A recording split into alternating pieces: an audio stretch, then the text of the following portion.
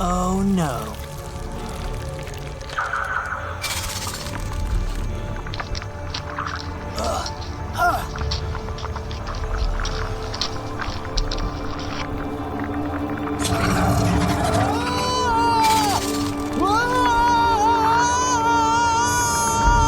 Stop shouting. Huh? You can speak?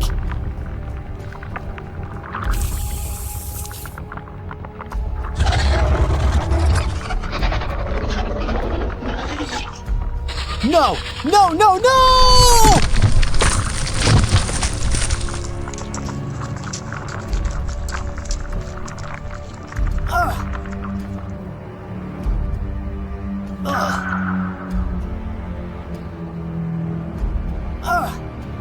Don't even try to escape. Ah! Wow. Okay, I got it. Jeez. No need to swing your fist here. These savages can't even eat in peace. Have you ever noticed how insects seem to get bigger in certain parts of the world? Take Australia and the Amazon rainforest, for example.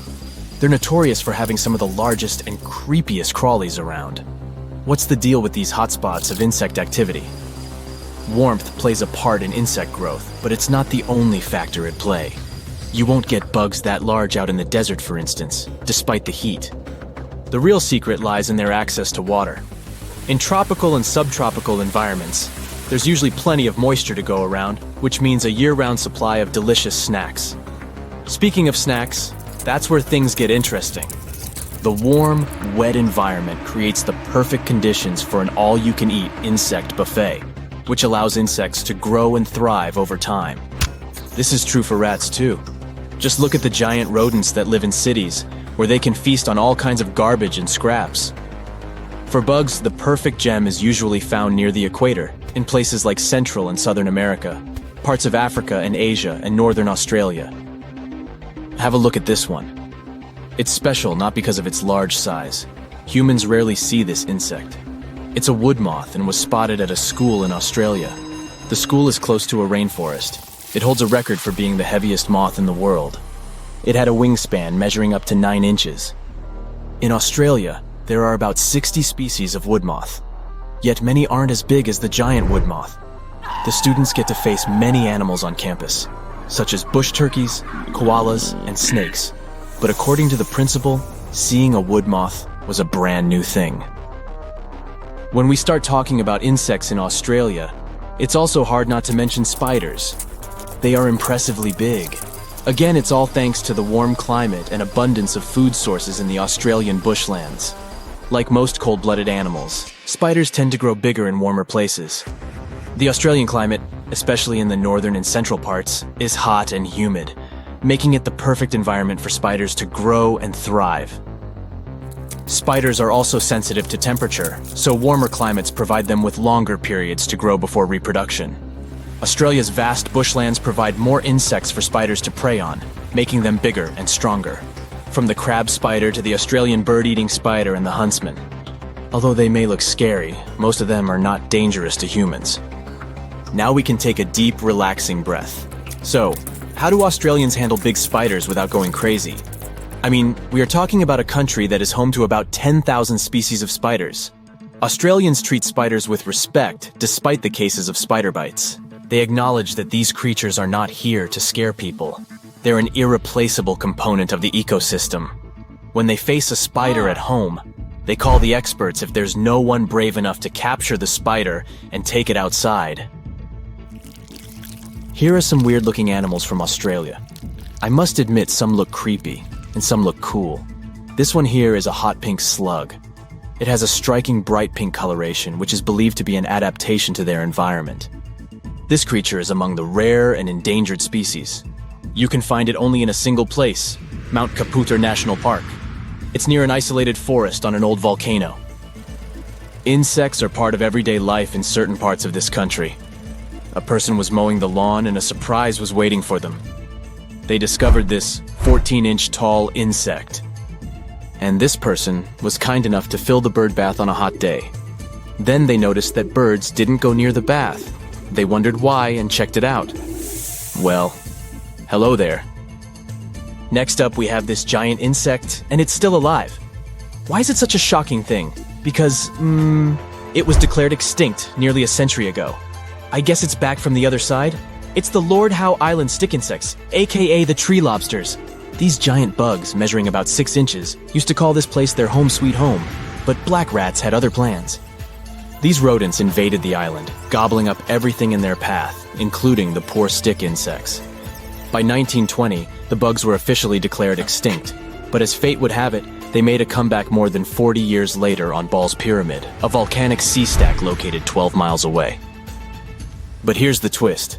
The new and improved stick insects look slightly different from their ancestors, leaving scientists scratching their heads, wondering if they were the real deal. After some scientific sleuthing and DNA testing, the verdict is in. They're the same species. With less than 1% genetic difference, these plant-eating critters are ready to make a triumphant return to their homeland. We're about to take the creepy-crawlies to a whole new level. In Australia, there's a centipede that'll make you want to crawl out of your skin. I must also say these animals are nocturnal too. Can you imagine waking up with one of these 6-inch long centipedes crawling across your foot?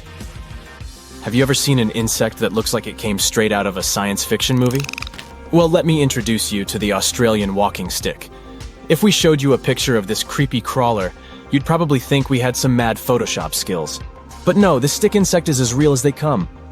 It's hard to believe such a bizarre-looking creature could actually exist in nature. This just goes to show how incredible and mind-boggling nature can be. Picture this.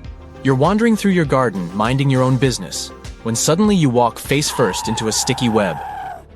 Before you have a chance to freak out, you see the culprit, a garden orb weaver spider. These nocturnal creatures might look scary with their large, hairy bodies and red-brown to yellow markings, but luckily they're harmless to humans.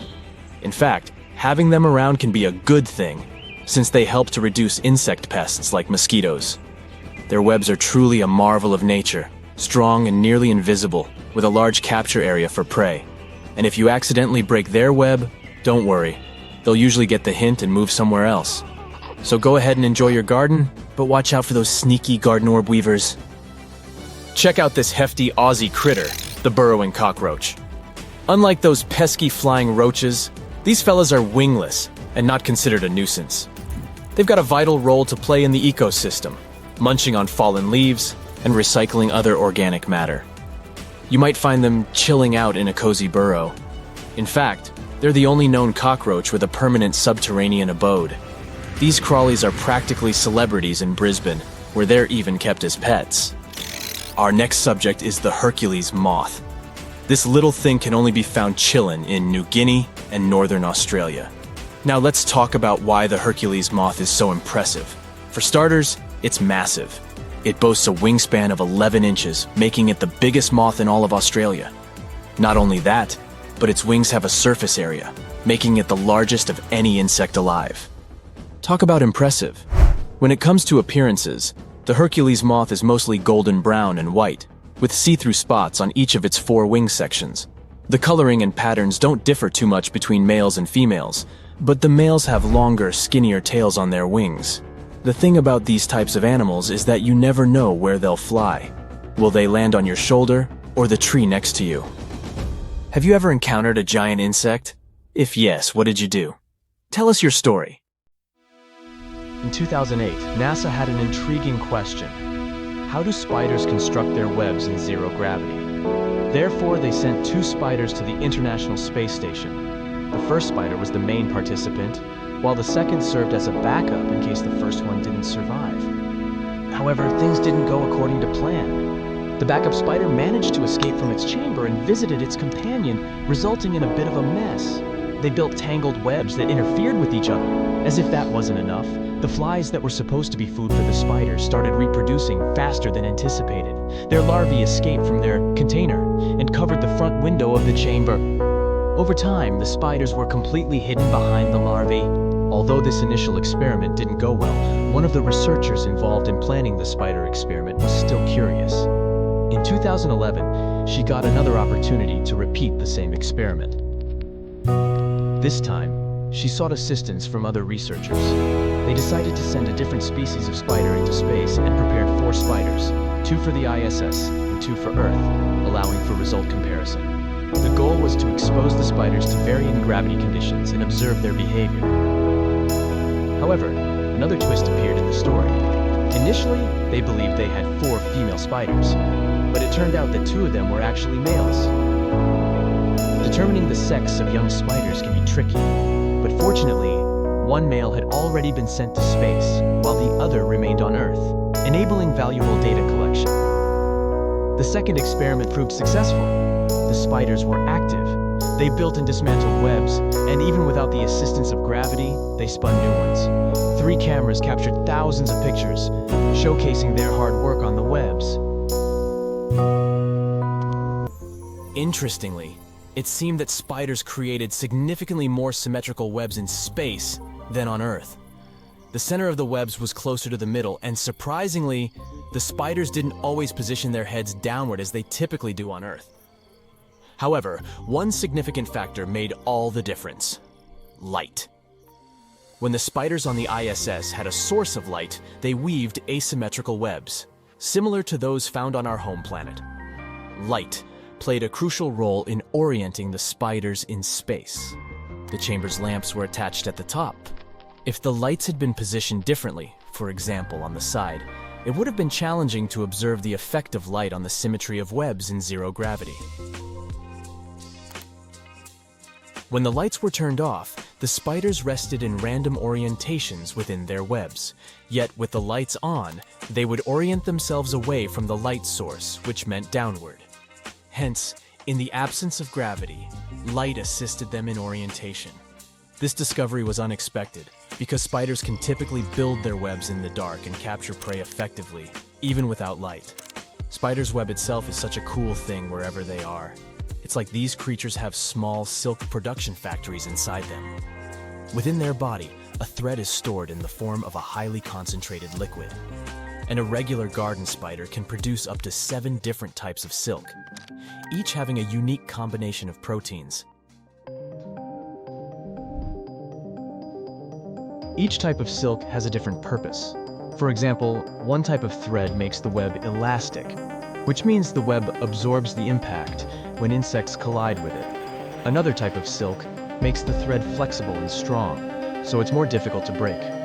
Some proteins found in the silk protect it from harmful bacteria and fungi, allowing the web to last longer. They also keep the silk moist so it doesn't dry out. Wow.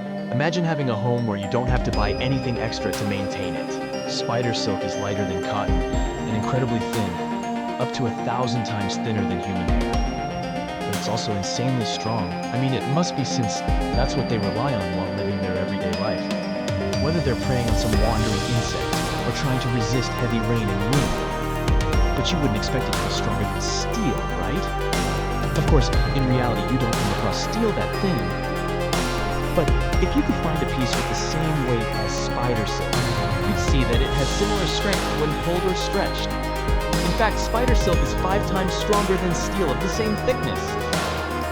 Spider silk is also super stretchy, able to stretch up to 4 times its original length without breaking. Plus, it remains strong even in freezing temperatures below -40 degrees F. The most common type of spider is the orb weaver. They're masters at building those webs you keep seeing in open areas. That's where they have a better chance to catch a tasty lunch. But since they choose such spots, their webs are more prone to damage. That's why these spiders have a fascinating habit. They often rebuild their entire webs every day, even if the current web seems perfectly fine.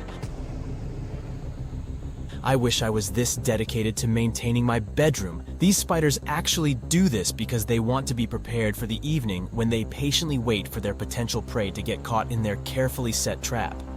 At first, this might seem like a waste of time. After all, they need to invest a significant amount of protein to produce the silk that forms their webs. But even if an orb weaver spider doesn't catch its meal overnight, it usually has enough silk proteins to dismantle its old web and build a new one for the following night. As the spider removes the old web, it consumes the silk at the same time, and by doing that, recycles the proteins it contains. If you've ever observed a spider on its web, You must have noticed how attentively it responds to even the slightest vibrations. It turns out that spider silk can be finely adjusted to different sound frequencies, unlike any other material. When a spider builds its web, it doesn't just spin the silk and leave it as it is. The spider actually makes adjustments to the silk by changing how tight or loose it is, and how different threads are connected.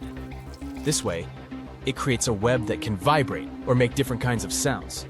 The spider is like a musician tuning their guitar. This feather-legged lace weaver is called the garden center spider because it mostly enjoys humid greenhouse conditions. And it has a really cool way of catching insects. Instead of spinning sticky webs like other spiders, it uses electricity. It produces incredibly thin silk, almost at the nanoscale. And on its hind legs, this spider has special hairs that act like tiny combs. As the silk emerges from its body, the spider uses these hairs to comb and manipulate the silk. And here's where the magic happens. This process generates an electric charge. The threads of the silk are now crackling with electricity, so they come together to form little poofs that resemble fluffy balls of wool. These electrically charged poofs are a great way to trap innocent insects wandering around. When unsuspecting prey comes into contact with them, the electric charge causes the threads to cling to their bodies, making it almost impossible to get away. Female Darwin's bark spiders make gigantic webs that can stretch over rivers and lakes, which means they can reach over 80 feet across. It turns out such enormous webs are just a part of their genius plan to catch their prey. A super strong web that goes across the water like a bridge can capture large insects that gracefully fly above the water's surface, like dragonflies, and it's an impressive project that takes days to construct. These special lines go across the river and anchor the web firmly to each bank. There's no easy way out of this.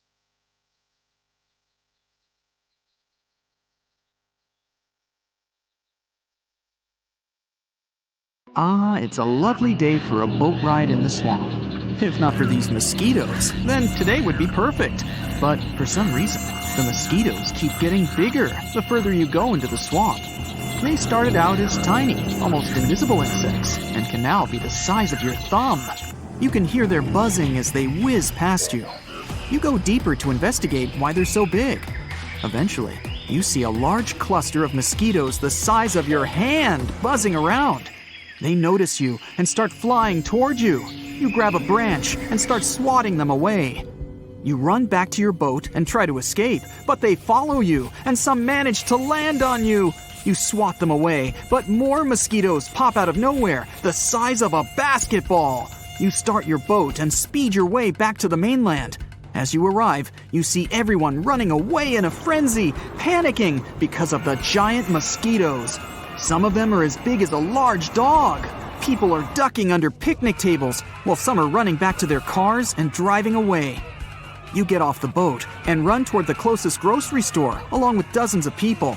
The employees lock up the gates, but the large glass panels show the mosquitoes multiplying. They're getting bigger and bigger until you can see one as big as a car zipping by. It's so strong that it landed on an empty car and crushed it. Everyone inside is ducking away out of fear. You try to calm everyone down and not make any noise. The mosquitoes are landing on the glass panel, blocking out the natural light. It's getting dark inside. Someone turns up the volume on the TV to the breaking news. Mosquitoes are flying rampant all across the continent, destroying natural resources and infiltrating cities. People are advised to stay indoors until further notice. The mosquitoes notice that there are people in the store, so they try to get in by force. A car-sized mosquito flies around in the sky, unaware of what's happening below. Everyone hears some noise coming from the back room. The employees realize they didn't lock the doors. A large mosquito enters and knocks down everything. Everyone runs around in a panic while throwing random stuff at it. Some people grab a fire extinguisher and spray it until it flies to the back room. Some employees lock the door and barricade it so that nothing can enter. Everyone waits nervously. The TV broadcasts some live coverage of how giant mosquitoes are flying everywhere. A helicopter is forced to land because the mosquitoes are flying around wildly in the skies. Everyone shudders when they hear the sound of more mosquitoes buzzing around near the back door. Hours pass, and more mosquitoes keep coming endlessly. There are no people outside, and much of the urban and landscape design in the park is destroyed or overrun by giant insects. Some people eat whatever is available, while some are sleeping. A piece of breaking news interrupts the live coverage and shows that there will be armored buses ready to pick up people near the picnic site. However, the buses won't drive to hotspots since it'll be too dangerous. The only way to get on them is by being on the highway in 2 hours. Everyone tries to call their loved ones, but the cell towers have been knocked down and no one can call anyone. The mosquito that broke in a while ago destroyed the only landline that was present. People are arguing about whether they should stay or go. More insects covered the only clear patches of the sky until the sun disappears. The people split into 2 parties, those who are leaving to catch the bus and those who want to stay. The employees know a back way that can quickly lead to the highway. The only problem is that it'll take around 20 minutes on foot, and there are no cars to use. The way is tricky. First, they would need to escape through the main entrance and head through the bushy forest behind the dumpsters. Over there, they can enter a building, possibly through the sewers, which will lead to the lake next to the highway. The first party decides to leave. They prepare supplies for the breakout. Every second, more mosquitoes arrive, covering the sky. They gear up with anything they can find to protect themselves. Mosquitoes are attracted to the carbon dioxide that people breathe out, and they know that there's a source coming from the grocery store. Once everyone is ready, they get some makeshift torches and light them up. They add some barbecue fuel to keep the fire going. You're part of the party that is planning to escape. The doors open and everyone makes a break for it behind the dumpster. Many mosquitoes try to attack you, but the smoke from the fire repels them. Every second, more mosquitoes are filling the sky and the environment. Many people end up running back into the store since they couldn't make it past the dumpster to the other building. Eventually, the rest of the people, including yourself, run toward the building. But it's locked, and no one can break down the door. Plan B is to break the glass from a window and crawl inside. You grab a rock and smash the closest window. The only problem is that the mosquitoes can follow you inside. So without any options left, you pull through and run to the basement of the building to find the entrance to the sewer. Success! You found it, and everyone descends to the bottom. No mosquitoes in sight, just rats. You're walking knee-high in sewer water with it flowing past you, but it's only a few minutes until you reach the river. Another problem is that the sewer isn't going to the lake, but somewhere deep into the sewer channels. You follow it until you see what looks like an outlet. You make it out and are near a water hole where all the discarded sewage leads next to the swamp. The only problem is that you're not next to the highway anymore, and time is running out. More mosquitoes are swarming the air, but they don't bother buzzing next to you. You notice some cat-sized creatures floating on the water. These are baby mosquitoes, or the larvae, and they're coming your way. You and everyone else swim for your lives to the shore. The giant alpha mosquito soars into the air and swoops down to try and grab someone, but it misses. Everyone makes it to the thick, swampy area where no giant mosquitoes can enter. Everyone covers themselves with branches to protect themselves. 15 minutes until the armored bus arrives. Since the mosquitoes can't enter, this will be the best place to hide until then. Darkness falls, and still no bus. It's been 3 hours, and nothing. The mosquitoes are still buzzing around, and everyone is getting uncomfortable under the thick bushes. After a while, everyone hears a roaring engine and sees lights flashing on the highway. Everyone gets up and runs to the bus, but you stop them to not draw the mosquitoes' attention. You volunteer to sneak out and stop the bus, and then everyone else can follow without drawing too much attention. You move a couple of branches, step over some tree bark, and crawl to the highway. You try to hold your breath so that you won't make any heavy breathing sounds. You reach the side of the road and wave your arms to stop the bus. It pulls over and the door opens. You signal the rest of the people to follow, and they follow your lead. Everyone is inside and safe. Some mosquitoes notice and start pecking on the bus, but the armor is sturdy. The bus drives off, looking for other people along the road, and suddenly, a Goliath lands in front of you. The bus stops and sees a mosquito the size of a Boeing 747. It looks straight at you. It gets ready to attack, but the bus speeds under its legs and drives off. The mosquito takes off and tries to catch the bus, but you enter a tunnel to the other side of the mountain. After a few minutes, you reach an open area with no trees or buildings. The bus is speeding while dodging obstacles along the way. Finally, you notice you are near the grocery store where you were held up. The bus opens the door for everyone inside to be taken to a safe zone. You hear from the aid workers that the whole world is being overrun by these giant creatures. As you drive along, you see a hybrid mosquito that has 2 heads and a scorpion's tail. It's as tall as the Statue of Liberty, and it's ready to attack. Whatever is causing these mosquitoes to grow abnormally is also making them into hybrids and mutants. And you thought it was going to be a good Monday.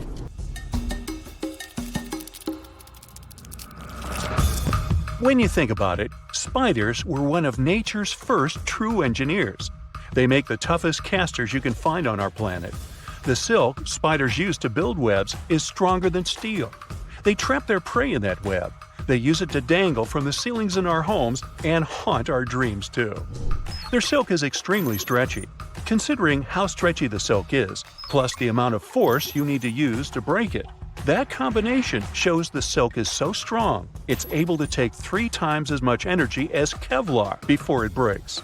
Now, Kevlar is a synthetic material used for tires and some other rubber products like cut-resistant gloves or flame and blast barriers.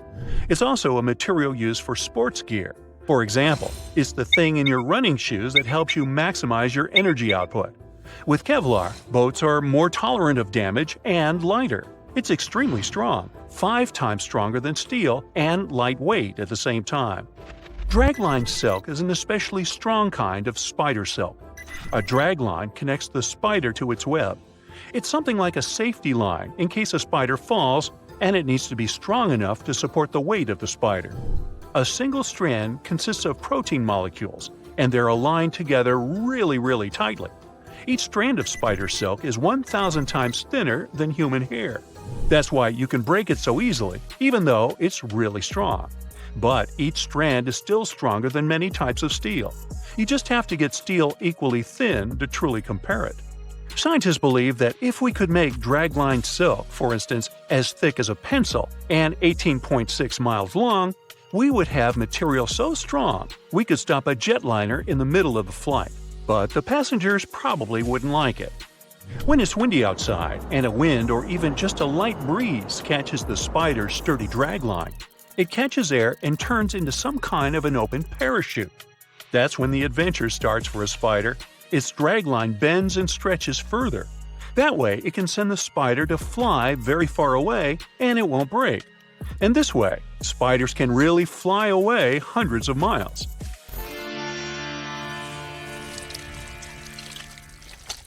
Since spider silk is so strong, it inspired researchers to come up with new material. It's known as something called elastomer, since it's elastic like rubber. This material has a structure just like a spider web, and that's what makes it durable and allows you to evenly distribute the stress you put on it without breaking it. Just like spider silk, it's both exceptionally tough and stiff. Stiff materials can take a lot of stress before you manage to deform them, whereas tough materials can absorb a lot of energy before you break them. For instance, glass is stiff but not tough. When it comes to commercial materials, it's mostly a trade-off. With higher stiffness comes lower toughness, and vice versa. The fact this new spider silk-inspired material is high in both of these features makes it even cooler.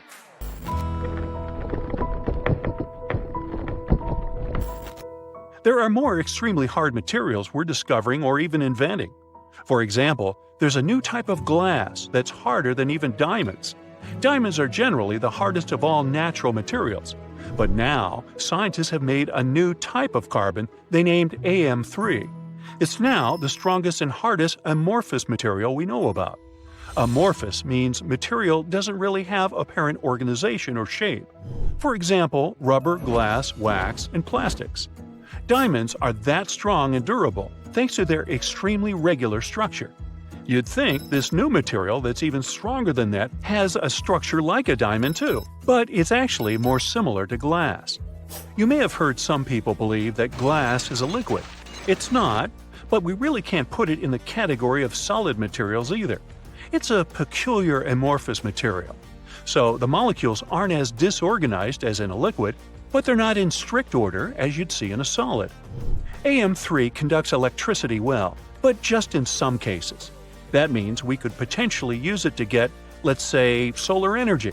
This material would come in handy for bulletproof windows that are up to 100 times tougher than the technology we currently use. Mass production of this material will certainly be expensive. Plus, we'll have to wait for researchers to test it more.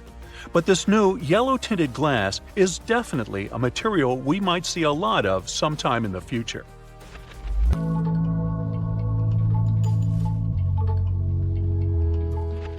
The next one is wurtzite boron nitride. It's quite weird. It's harder than diamond. Some studies say 18% harder, which is a lot, and it's amorphous at the same time. But the craziest part is that it's extremely rare because it forms only during volcanic eruptions.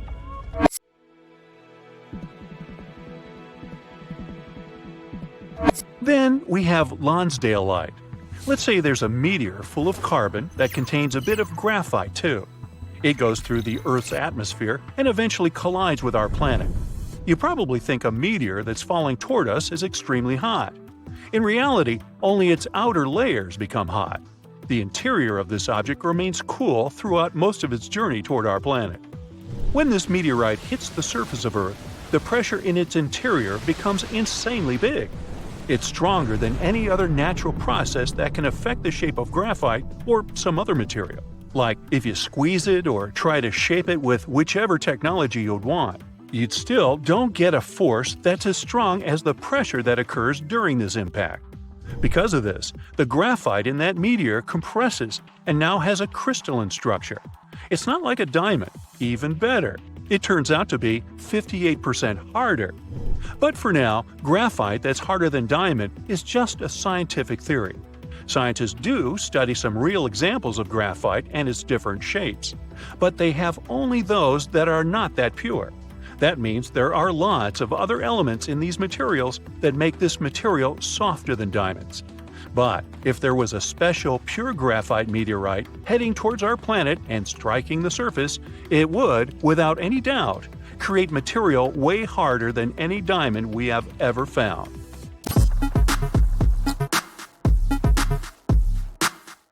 And how about dyneema? It's the strongest fiber in the world, 15 times stronger than steel. It's also nearly 40% stronger than aramid fibers. For example, Kevlar used for tires, the one we mentioned before. Dyneema is lighter than water, but is still great for things like ropes and towing lines for the shipping industry. It's a great material for nets for fishing and safety gloves in the metalworking field too.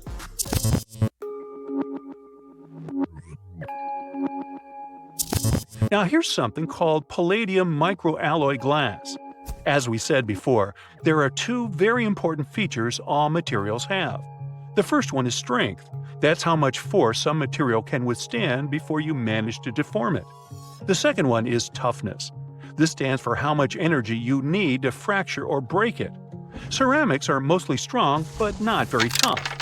Elastic materials, such as rubber, can hold a lot of energy, but you can deform them relatively easy, and they're not strong. And over a decade, researchers created a new glass with a combination of 5 elements that ended up as a material that's stronger than all types of steel. Yup, this glass will rather deform than break. This is actually the hardest material that doesn't include carbon. And meet Bucky paper. In the late 20th century, we discovered there's a specific form of carbon that, once again, is harder than diamonds. It's called carbon nanotubes. If we bind carbon into a different shape than diamond, we get a structure that's way more stable than any other we know about. And putting these carbon nanotubes together, you create Bucky paper, which is basically an incredibly strong, but also very, very thin sheet. It holds just 10% of the weight of steel, but at the same time, it's hundreds of times stronger.